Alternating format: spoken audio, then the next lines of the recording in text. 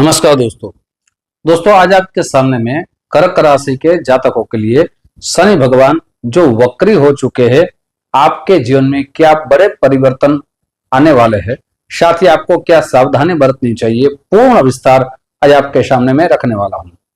आपके राशि के अनुसार आपके नवम भाव में शनि भगवान वक्री होंगे।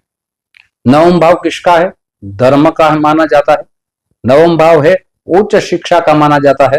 नवम भाव है पिता का माना जाता है। साथ ही शनि भगवान वक्री हो गए तो आपके जीवन में बड़े परिवर्तन भी आएंगे, आपको लाभ भी मिलेगा, लेकिन आपको सावधानी भी बरतनी चाहिए। किस बात की सावधानी बरतनी चाहिए मैं आगे कहूंगा। साथ ही उपाय भी आपके सामने में रखने वाला हूं। शनि भगवान आपके नवम भाव में वक्री होंगे तो 3 जगह दृष्टि रहेगी। कौन सी जगह? एकादश भाव में दृष्टि रहेगी, तृतीय भाव में दृष्टि रहेगी और षष्ठम भाव में दृष्टि रहेगी। लेकिन उनसे पूर्व वक्री किसको कहते हैं वो समझ लीजिए।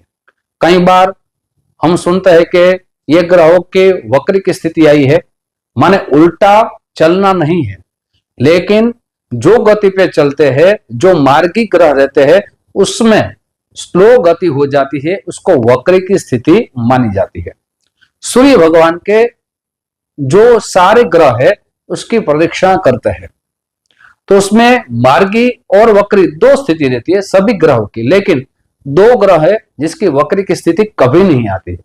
वैसे 2 ग्रह है सूर्य भगवान और चंद्र भगवान, लेकिन राहु और केतु है वो उल्टा ही चलते हैं, वक्री में ही चलते हैं। शनि भगवान है वो 13 जुलाई से 27 नवंबर तक वक्री स्थिति में रहेंगे। आपके नवम भाव में वक्री की स्थिति रहेगी। अब किसको सावधानी बरतनी चाहिए, किसको लाभ होगा, पूर्ण विस्तार की शुरुआत करें। तो सबसे पहला जो लाभ होगा वो मेरे विद्यार्थी बंधुओं को लाभ मिलेगा।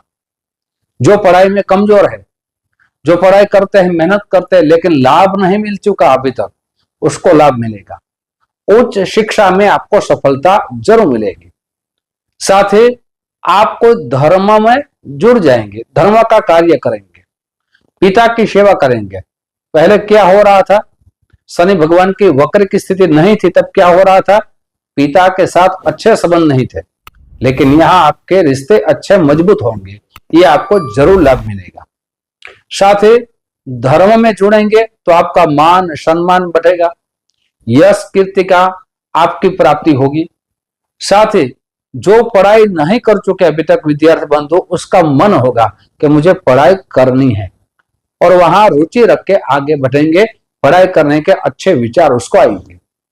अब शनि भगवान की तृतीय दृष्टि एकादश भाव में पड़ रही है। एकादश भाव किसका है? वो है लाभ भाव माना जाता है, माने धन का माना जाता है, बड़े भाई का माना जाता है और फ्रेंड का माना जाता है। बड़े भाई से आपको सहयोग मिलेगा। आपका जो काम रुक गया था धन की वजह से, वो काम आपका पूर्ण होगा, लेकिन मेहनत तो आपको ही करनी होगी। 2 चीज की आपको पूरी सावधानी बरतनी चाहिए। शनि भगवान वक्री होंगे तो आपके कार्य में आपको आलस नहीं करनी है, स्लो गति से कोई कार्य नहीं करना है, लेकिन यहां सोच समझ के आपके कार्य करना है। साथ ही ईगो नहीं करना है, अभिमान नहीं करना है, अभिमान से आपको दूर रहना है। अपने जीवन में सरलता आपको रखनी चाहिए, ये आपको लाभ मिलेगा।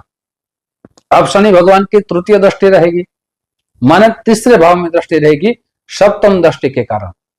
तृतीय भाव किसका माना जाता है? ऑनलाइन जो कार्य करते हैं वहां तृतीय भाव से देखा जाता है। हमारे छोटे भाई बहन का ये तृतीय भाव माना जाता है। आप ऑनलाइन से जुड़े हैं, जैसे बहुत से लोग यूट्यूब के माध्यम से कार्य करते हैं, बहुत से लोग फेसबुक के माध्यम से कार्य करते हैं या मीडिया से जुड़े हैं, तो यहां आपको लाभ मिलेगा। अच्छे यहां आपकी इनकम बढ़ेगी। ऑनलाइन से आप जुड़ सकते हैं, ऐसे विचार आप आएंगे और जुड़े रहेंगे। आपको भाई बहन से सपोर्ट नहीं मिल रहा था, सहयोग नहीं मिल रहा था, वो भी आपको सहयोग मिलेगा। आप साहस करेंगे, आप पराक्रम करेंगे। दोस्तों अब शनि भगवान की दशम दृष्टि है वो षष्ठम भाव में रहेगी। वहां क्या फल मिलेगा? पूरा विस्तार कहूंगा, उपाय भी कहूंगा, लेकिन उनसे पूर्व मेरी एक छोटी सी गुजारिश है। जो मेरे नए दोस्त ये मेरा चैनल देख रहे हैं, दोस्तों अगर इस चैनल को आपने सब्सक्राइब नहीं किया है तो जरूर सब्सक्राइब कर लीजिए। साथ ही वीडियो आपको पसंद आए तो जरूर लाइक का बटन दबाइए। ये वीडियो आपको पसंद आए तो अपने दोस्तों में ज्यादा से ज्यादा शेयर कर दीजिए। साथ ही दोस्तों ये सारी बातें हम राशि के अनुसार आपके सामने रख रहे हैं, साथ ही गोचर ग्रह शनि भगवान के अनुसार आपकी सारी बातें रख रहे हैं। लेकिन अगर आपको अपनी जन्म कुंडली के बारे में जानना है कि मेरे जो ग्रह है उनकी स्थिति क्या है, कौन से ग्रह शुभ है, कौन से ग्रह अशुभ है, वो आपको जानना है तो यहाँ नंबर दिया गया है, उस नंबर पे आप संपर्क कर लें। संपर्क करने का जो समय है वो सुबह 10 बजे से दोपहर को 1 बजे तक है, शाम को 5 बजे से रात को 9 बजे तक है। लेकिन ऑनलाइन जन्म कुंडली अगर आपको दिखानी है तो सबसे पहले आपका नाम, जन्म डेट, जन्म समय, जन्म स्थल ये सब आपको भेजना होगा व्हाट्सएप नंबर में। साथ ही सुनिश्चित दक्षिणा भेजनी होगी। ये सब आप प्रोसेस करेंगे, आपको समय दिया जाएगा। आपकी कुंडली के अनुसार आपके जो भी प्रश्न होंगे आपको शास्त्रोक्त उपाय बताएंगे, आपको सरल उपाय भी आपको बताएंगे। अब दोस्तों शनि भगवान की दशम दृष्टि षष्ठम भाव में है। षष्ठम भाव किसका है? ऋण का माना जाता है, रोग का माना जाता है, शत्रु का माना जाता है। आपके ऊपर शत्रु हावी होने की पूरी कोशिश करेंगे लेकिन हावी नहीं होंगे, वो पराजित होंगे, विजय आपकी होगी। कोर्ट कचहरी के से आपको सावधानी बरतनी चाहिए। साथ ही किसी के विवाद में आपको नहीं पड़ना चाहिए।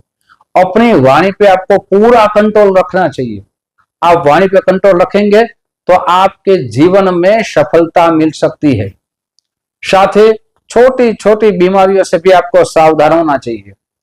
खाने में, आप कोई यात्रा में जा रहे हैं तो वहां भी आपको सावधानी बरतनी चाहिए। आपकी यात्रा भी होंगे।